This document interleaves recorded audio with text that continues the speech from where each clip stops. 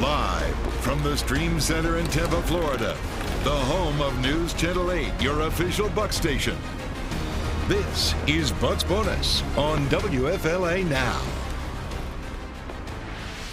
The Bucs are back, and they're headed to the Big Apple for a showdown in the Meadowlands against the New York Giants, with the Bucs very much still in the playoff picture and the return potentially of number 13, Mike Evans. We're talking numbers here on Bucs Bonus, of course, here in the Stream Center. Aileen was just talking about she got 12 hours of sleep last night. 12. Almost 13, almost a Mike Evans. That's almost Mike Evans. That's Eileen's equivalent of a Red Bull. It is, and Yeah, I was saying earlier, I'm a little sleepy. She's nonstop. Yeah, well, whatever. I don't know why. I took like 3 melatonins and I got in bed at 9:30, and which is insane to me because I always fall asleep at like 1 a.m.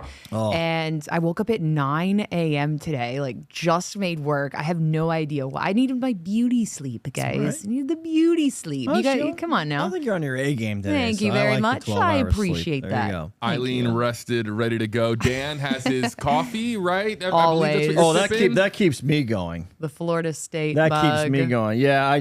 By the way, sidebar, since we don't talk about FSU football on this show, certainly they have a win in them this week against FCS Charleston Southern. You would hope. I hope. They're favored by 30 something, but Dan went to FSU. If you guys didn't know, this season has gone so awry that I'm looking forward to the off season more than getting through these next 2 weeks and trying to survive. But Charleston Southern's coming to Tallahassee this week, and don't be shocked if it's a game the whole day. Yikes. Look, my EC Pirates got a bowl game, baby. We are ready to go. They're bowl eligible, second year in a row since 2018, I'm pretty sure. So Speaking I'm a of happy games camper. here, 4-6 versus 2-8. Yeah. Wow. The Giants season. Never say never in the NFL, though, guys. You know this. I think it's fair to say the Giants are kaput. Daniel Jones, that experiment, it appears to be over for the Giants, and that means that the Giants will be sending out not Drew Lock, but Tommy Cutlets, Tommy DeVito, who, as Dan was just talking about on WFLA News Channel 8, was brought in and injected some life into the Giants last season. Here they are again this season, now hosting the Buccaneers. The Buccaneers still very much in the playoff picture. And as I was mentioning on News Channel 8, with a win, their odds of making the playoff shoots up to 50% per NFL.com. Right. So with the easiest remaining schedule, Dan, still ahead, and we'll bring up the schedule here. So we got the Giants coming up next in New Jersey, and then the Panthers, Raiders, Chargers, Cowboys, another game against the Panthers, and then at home against the Saints. This is the section of the schedule, Dan, that you've been talking about all year long. Here. We need to get to this point. Now, there's good and bad to this. It's finally here, and it is on paper a chance to stack wins, catch the Atlanta Falcons, win the division, and do everything you thought you could do this year. And as our old pal Lovie Smith used to say, make December football matter. So that's when the NFL starts after Thanksgiving, he always used to say. But they have a chance to do that. Here's the catch. Every single game from this point on, the Chargers game is going to be a difficult one on the road. Every one of those games, winnable, the Bucs should be favored in them, and every one of them are trap games. Every single one can be a stunning defeat if things don't go the way the Bucs can control. If you have more defensive letdowns, Tommy DeVito will pick them apart. He picked teams apart last year when he was given the opportunity. So they're not just rolling some guy out there. The Giants are trying to win some games here. Brian Dable's job at stake. So, yeah, this is a game they should win. It's going to be a little chilly. I didn't check the weather, by the way, up there this weekend, but it might be chilly. And, the Bucs, it's an environment made for the Bucs. If they're going to struggle, this would be a week they might do that. I'm circling the Christmas game against the Cowboys. I just really hope that the Bucs take the field and don't get hit by any falling debris from the roof there at AT&T Stadium. Hoping no problems there. But as we circled this section of the calendar, not just because of the ease of schedule now with the 49ers, Chiefs, Ravens behind us. But Aileen, we circled this because this was going to be the return potentially of Mike Evans. So, of course, the injury report is out. What are we hearing from the Bucs about Mike Evans and his chances to go against the Giants? Yeah, well, great news if you have him on your fantasy team, because he will probably play Sunday. Don't be mad if, God forbid, he doesn't. But head coach Todd Bowles said today, Wednesday, that he is trending to play. You talk about the injury report. He was limited in practice. Great news, Jamel Dean full in practice. That's going to be huge when it comes to the DB room. Greg Gaines did not practice. William Golston full. Who else here? Bucky Irving full. He had a toe injury. Zion McCollum did not practice. Bowles said he was kind of the same deal as Tristan, both just kind of seeing how things go. Tristan will be huge if he can get on the field, but again, with that MCL sprain, we're kind of seeing what happens there. You think he plays or doesn't play? I don't think he plays. Tristan's number 2 on that report right after Mike Evans. No doubt. Because Tristan has battled injuries before, kind of like Vita Vea. Like, these guys are just tough dudes. And Vita came back from it might have been a similar injury, a sprain, sooner than we thought. And, Tristan Wirfs is getting the care that's elite at the Bucs facility, and he had a week off. So we saw him test it. He's testing that knee for sure. So he'll start to get maybe one day this week, get a little vigorous to see if he can do it. But if he can go, he's going. Well, he was limited today, so that's a good He's sign. It's only Wednesday. Yeah, and you're right. You're totally right. I wouldn't do anything, really make a determination until Friday. That's what I would. If I were on the staff and monitoring Tristan, he's getting the mental reps now and walk through speed. But I would have him do some things Friday and then make a call. It'll be a game time decision. Didn't Bowles say that earlier? Oh, yeah. He'll go. Game time decision. Sometimes here's the thing. When injury reports Friday, you get your game your prognosis, I guess you could say, for the game.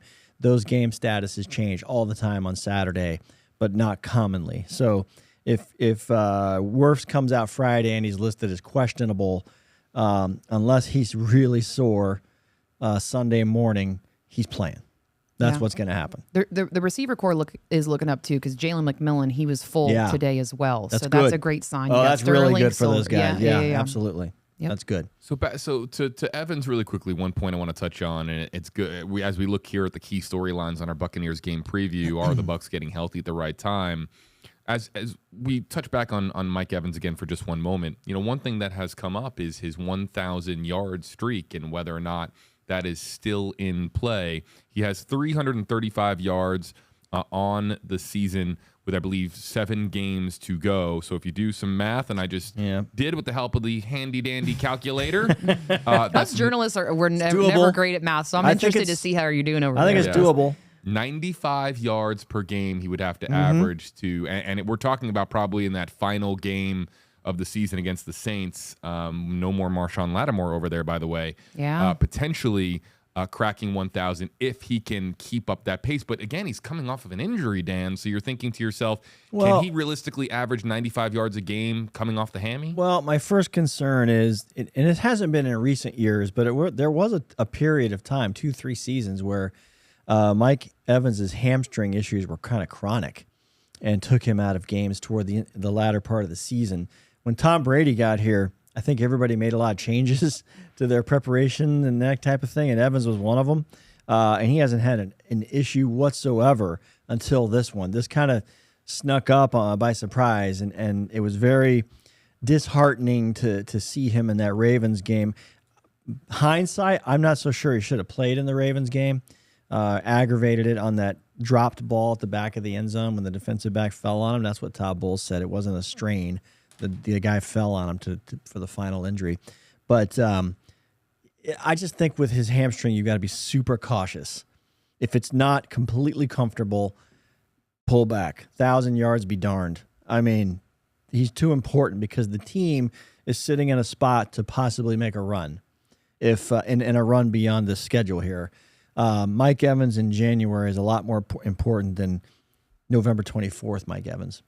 So as I look here, and again, bringing up the calculator, Aileen, because if Mike were to miss this game against the Giants, he then has 6 games remaining to hit 1,000 yards, and that would mean that he needs 111 per game to crack 1,000. So a lot of people love that streak. It's a beloved streak for Evans, and of course for Bucs fans, so something as well. It's his Hall of Fame resume. Yep. So he's, to me, I personally think he's already in the Hall because of where he is on career touchdowns.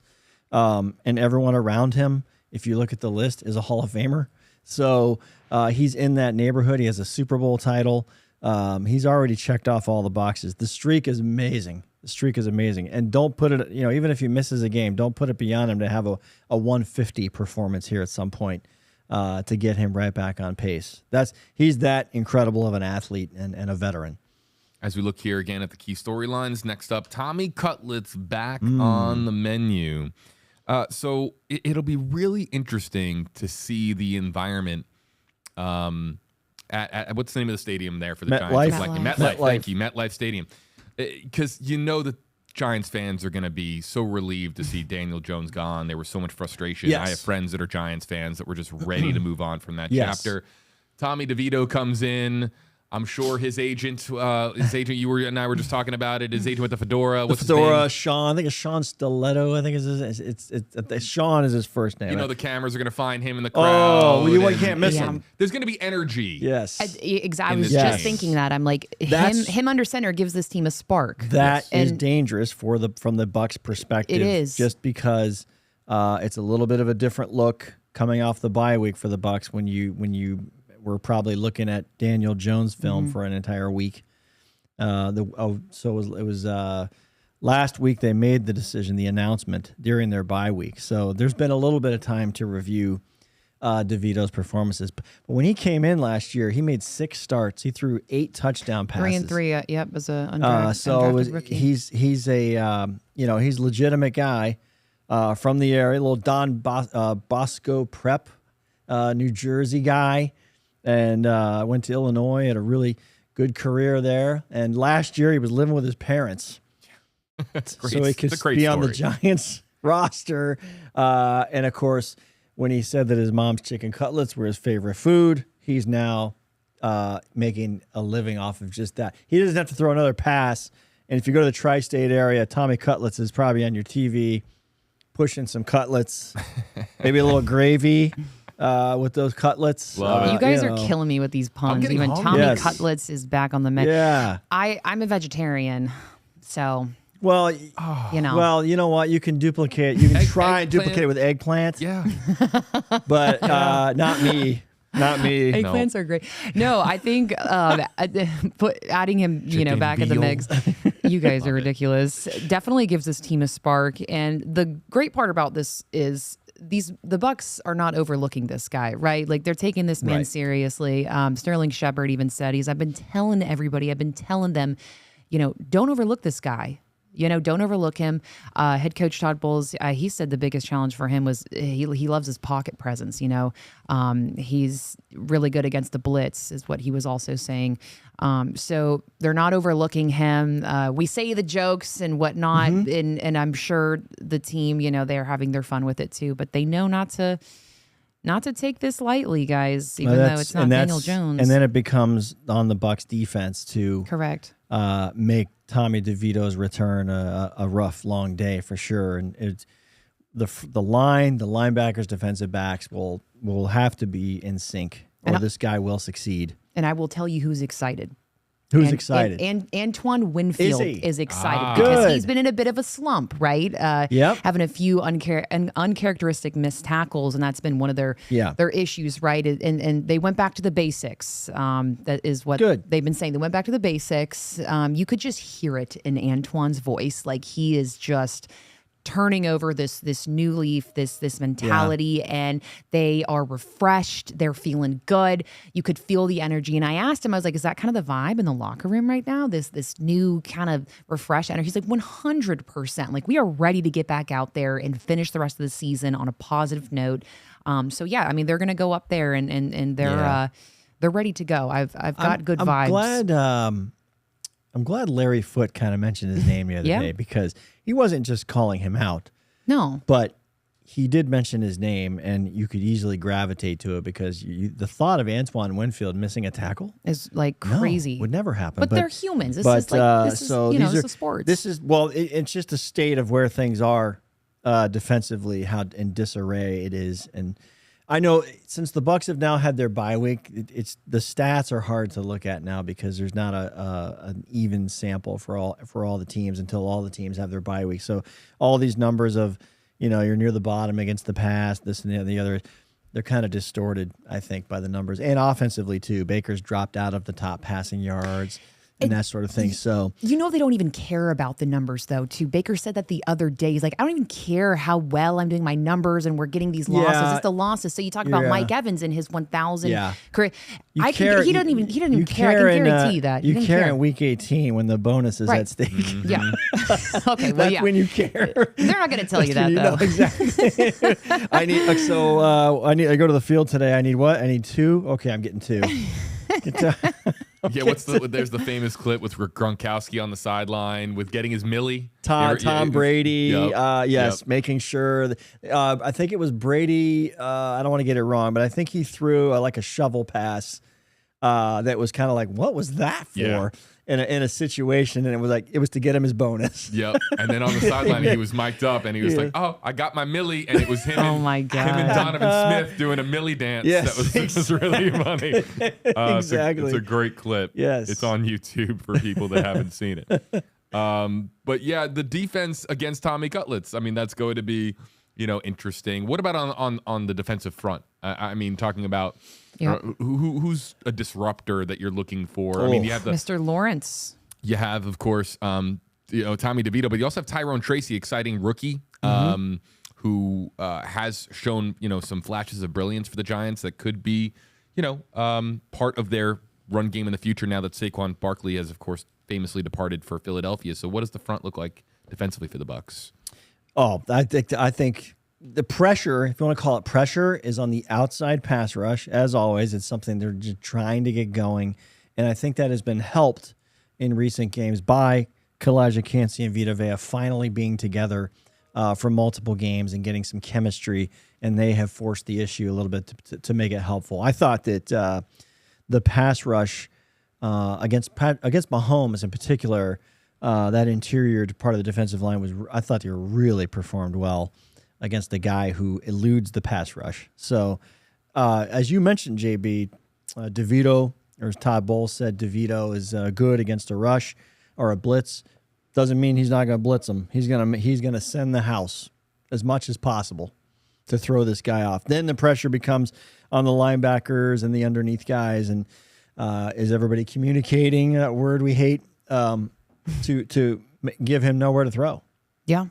Yeah, and I think we've been talking about the Bucs defense for the last 7 minutes of this show, but the Giants defense too. Their front seven is going to be the biggest challenge, I think, for the Bucs offense. And I just mentioned Mr. Lawrence here, Dexter Lawrence. That's going to be a big challenge for the Bucs. It says he was limited with a knee, but I would imagine he'd play on Sunday. I don't remember the front seven will be the biggest. Yeah, challenge. I don't remember an actual moment per se. Right, but he was. I think there's one. I think we're at the time of year where everybody's limited. Everyone's hurting. Everyone's limited. Yeah, exactly. Me, JB over there. Yeah, I'm hurting. Everyone's hurting. Yeah, you were limited until you had 12 hours of sleep. I'm coming off a bye. I'm feeling good. Right. Coming off 12 hours of sleep. I'm ready to go. So I don't know. We're talking about the tackling. That's the biggest thing. And as you mentioned, the you know what I'm excited to see? I'm excited to see because the run game has gotten better and better and better and better. Bucky Irving is slowly moving into more of a role. I'm excited to see how that continues to grow. Me too. But collectively, I think the Bucs are really becoming a good run team. They really are. Yeah. And I want to see that continue. I love the Bucky Irving story, man. Just the way he's emerged and how him and Rashad, they're the duo. And Bowles said that he thinks Bucky's earned more touches for sure. So you think? Yeah. A lot of fans are going, you think? Yeah. And it's always fun hearing his name being chanted at Ray J. There's just something about watching him if you watch the broadcasts and you see, of course, the different replays of a good Bucky Irving play, those high angles, watching him cut, stop, spin, and elude a guy with two hands on him, it is something to watch. It is. And I will say this too about him, interviewing him and his presence. He doesn't seem like a rookie. He's got this demeanor about him that feels like he's been in the league for a few years. So not only does it show on the field, but off the field too, he handles himself like a veteran. I agree. I think that comes from the program he came from and the expectations, no doubt, put on Oregon. And the fact that he played on an offense that had he's got an NFL quarterback right now and his teammates. And so I think he's there to carry the torch, I guess, for the Ducks. And he's coming in and showing that he belongs. Again, it's just this scouting and draft mentality that Jason Light and staff have. We act like, he pulled Bucky Irving out of nowhere. He does this every year. Finding guys it is crazy. In those middle rounds, right? Yes. It's pretty extraordinary. It is. It's extraordinary is the word. Yes. I love Bucky. We all love Bucky. Hey, we love you, it's Bucky. A Bucky love fest over here. If we had a few Buckies around here, he could be like Tommy Cutlets. He could. Yeah, exactly. I love why his name is Bucky. His grandmother, right? And his grandmother nicknamed him that when he was a kid, and it just stuck with him with his teeth. And I think now he said I got braces, or I think he said I got braces, exactly. And it's fine now, but it just stuck. So yeah. I'm just looking here because I'm curious as to what the Giants defense looks like these days without Kayvon Thibodeau, of course, the former first rounder who's on IR. If I'm seeing this correctly, is Rakeem Nunez Roches still Nacho? over there? I'm not sure about that. I do know that Thibodeau is in his 21-day. No, it says he's on the injury return report. period. He was limited today in practice. Yeah, he began his 21-day period today. The Giants, I think they might have had two players go into it, but he was one of them. Yes, the linebacker. He was officially designated 4 hours ago from this moment. Correct. So, and as we have talked about Jamel Dean, who in my book is 99.9% going to play. That man's going to be out there. He still has to be cleared. He's in his 21-day window as well from injured reserve. So there's all kinds of steps and procedures that have to happen. And I don't know if there's a roster designation that comes with Jamel Dean's. There's all kinds of things that are going to play out Friday and Saturday before this game from a roster standpoint. For the Bucs, and they put Troy Hill in the active roster, the veteran corner. So there's something that to me, when you see Zion McCollum on the injury report, I can only presume that that's what that's for. But with Jamel Dean back in the lineup, things changed dramatically. Well, from Jamel's perspective, he said to all of us, I am ready. I'm ready to go. I'm ready. What were his workouts like last week? That's what he was saying. He was like, my trainer, man, he a lot of running, a lot of sprinting, and I'm ready to go because of that. But Bulls also said today, he was like, well, we need to make sure he's in football shape. So still, there's still that kind of TBD, but I'd imagine he'd be out there. Not only does he feel like he's physically ready, but you could tell he's mentally ready. His spirits are high. Was catching up with him in the locker room today, and he just seems like he's ready to go. Of course, we are ready to go, ready for some action on Sunday against the Giants. Buccaneers going, of course, to the Big Apple to take on the Giants. Really big to mention. The Falcons, of course, obviously in first in the NFC South. They're on a bye this week. So the Buccaneers. By the way, JB, they have limped into that bye. Right. They've had a disappointing run, and that's what's been frustrating from the Bucs standpoint because the Falcons have absolutely opened the door, and the Bucs can't. While the Falcons were losing, the Bucs were losing. So you start to equal those out a little bit. That's why this stretch is so important. Yeah.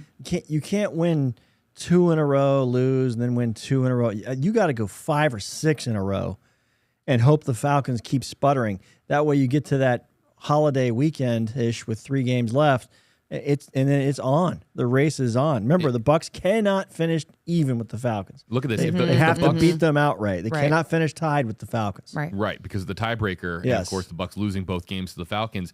The Bucs win on Sunday. They are 5-6, right One on the game Falcons' out. heels. Yeah. If they lose, they are 4-7. And I mean, look, NFL.com has the odds. If they lose on Sunday, their playoff odds drop to 22%. Yes. If they win, it's a 50-50 coin flip. So an enormous game. That's because the Sunday. NFC South is probably only getting one team in. That's right. That's why. So It'll be very, very, and of course, because the Buccaneers have such an easy strength of schedule remaining. But first, they got to take care of business against the Giants. Any predictions before we wrap up? Predictions. Listen, I'm sick of these. Every time I never say get they're predictions gonna win, right. I'll tell you. I haven't lately. I will say this.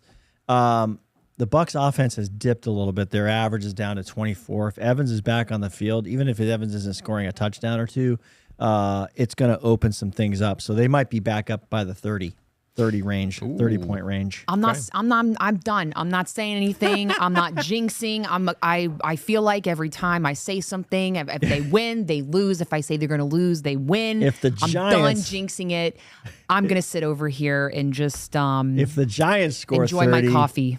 If the Giants score 30, that place is going to be a madhouse, and good luck getting a table at an Italian place Sunday night in Hoboken or wherever.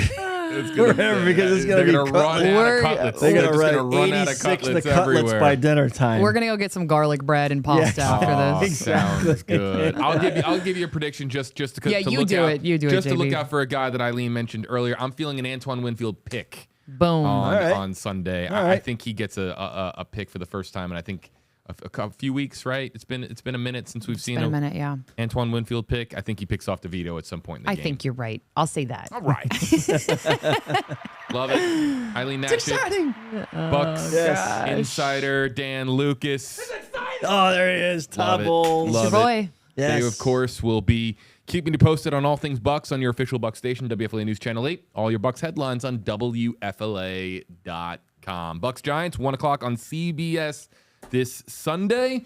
And, of course, all of your Bucs coverage from the Bucs team here with Dan, Aileen, and Kenny as well. That does it for this edition of Bucs Bonus, folks. Farewell. Eat your cutlets. Yum, not yum, the yum. eggplant. Yum. Eggplant No, only, no, guys. no, Come on, we no, gotta no, save no. the Come on. environment. Proper We gotta save the Italian breading. environment.